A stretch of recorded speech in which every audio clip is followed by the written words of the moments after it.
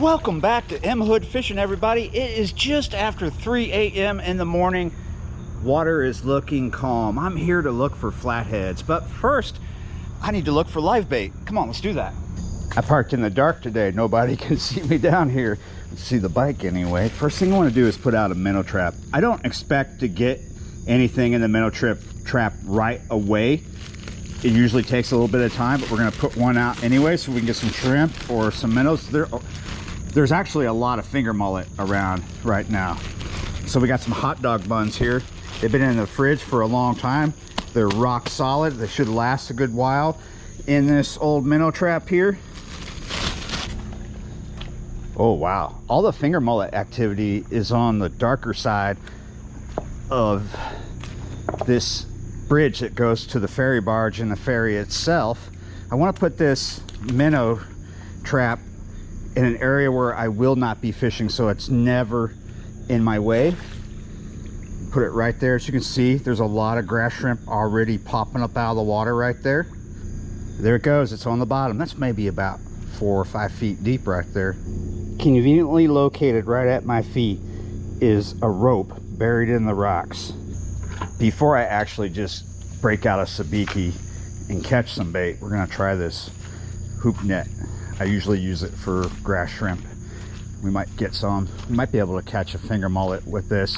This is not a spot where you want to use the cast net. It's very snaggy. I brought the cast net and I stopped at a spot on the way here. Just was not productive there. But this, the snaggy spot, super productive. Bait all over the place for the moment. As soon as the sun starts to come up, it won't be like this. There's a little alligator, the one I call Fred, is right here where I want to fish. Just do a simple scoop. A lot of rocks right there. Got nothing but little tiny shrimp that are way too small for me to use. Just did a really fast scoop without, turn it on the camera. We got some glass minnows right there. We're nowhere near the bucket though. There's quite a few here. Tempted to throw the net right here because I could, but those will go right through the squares of the net. Right. Got 4 now. I'm only calling these glass minnows. That might not be actually what they are, but they are minnows of some variety. We'll fish these on a small hook under a cork. Oh, got a nice size one. That's 5 now. I think I just want to get at least one more because that's not actually the bait that I'm looking for, but we can use it. So here we have a size 2 Kale. You guys see? That's the smallest hook I have. I'm gonna take one of these and we're gonna hook it right in the back. Now this is under a popping cork and it's just a foot. We want them fairly close to the surface, just under the surface.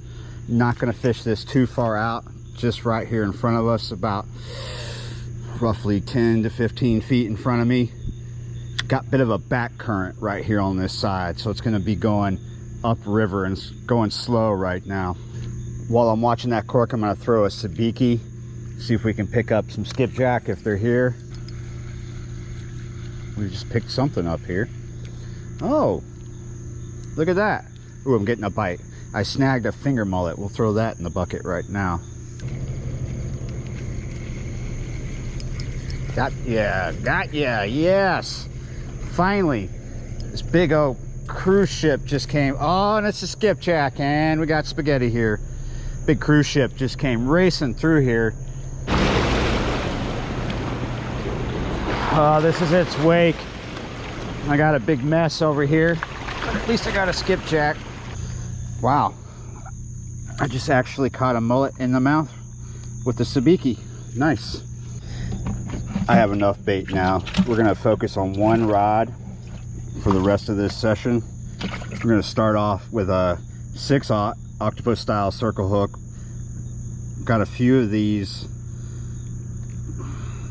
finger mullet here. We're just gonna hook them through the back. There we go. Just right out in front of me, about right there. It is a very snaggy area. I have fished this particular position before. May or may not hit a snag though. Just gonna sit here and watch that rod tip. I've got the butt of the rod under a rock. We're sitting on this log. There's two logs here and one under the butt.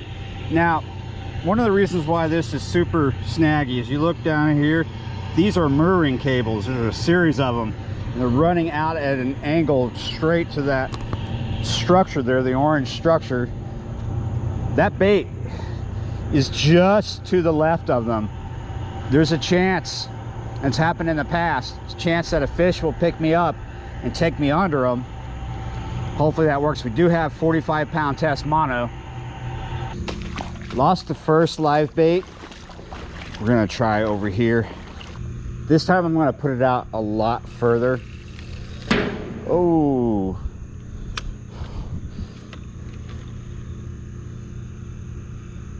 It's drifting, it's drifting. I'm gonna go ahead and let a little line out.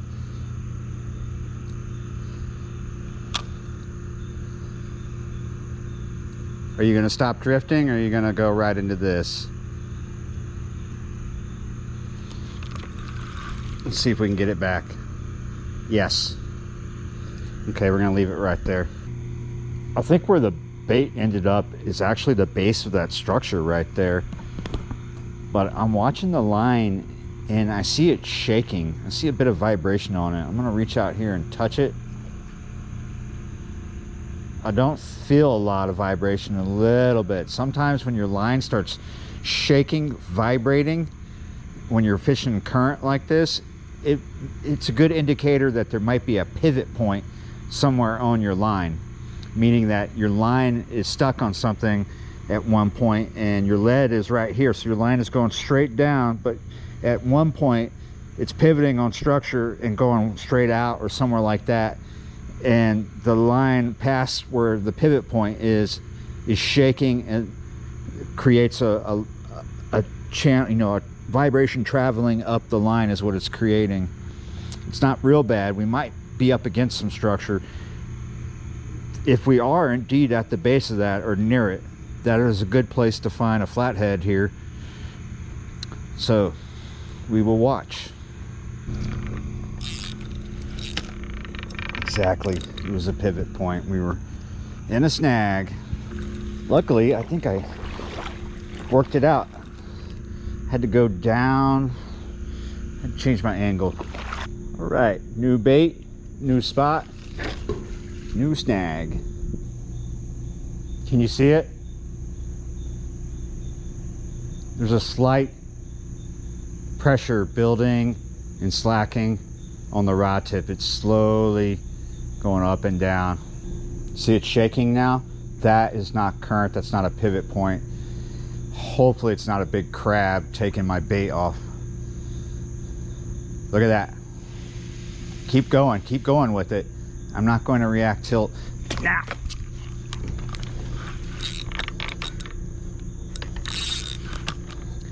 Changing my pressure. Ooh.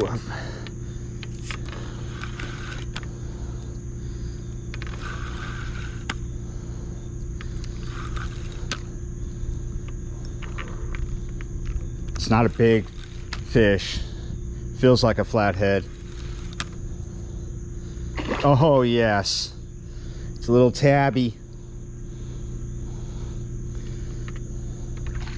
I knew if we kept moving around, putting a live bait here, putting it there, risking a snag, that we would get one eventually.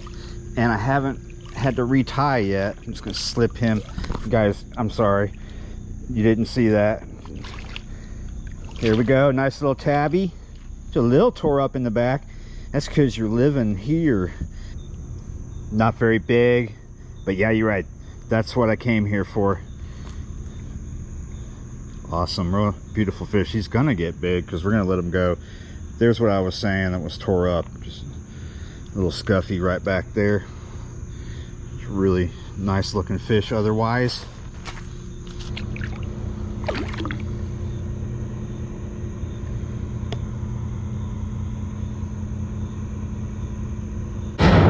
Oh my goodness. All right, guys, I hit a snag and about came out of my body when that car went over me. So let's see what we got in here. This is our final thing. We're just gonna see what size shrimp we got. These are all fresh river shrimp. It's a pretty good size right there. Let's look at this one. It looks like we only got about 2 that were big. There's a couple of smaller ones in here. Too much noise. I'm not gonna bother tying back up. We're calling it here because I don't really like being here when all this noise is going on. And here pretty soon the flathead bite is gonna be gone because, yeah, it's gonna be light. Thanks for watching, guys. Liking, sharing, and subscribing, and I will see you next time.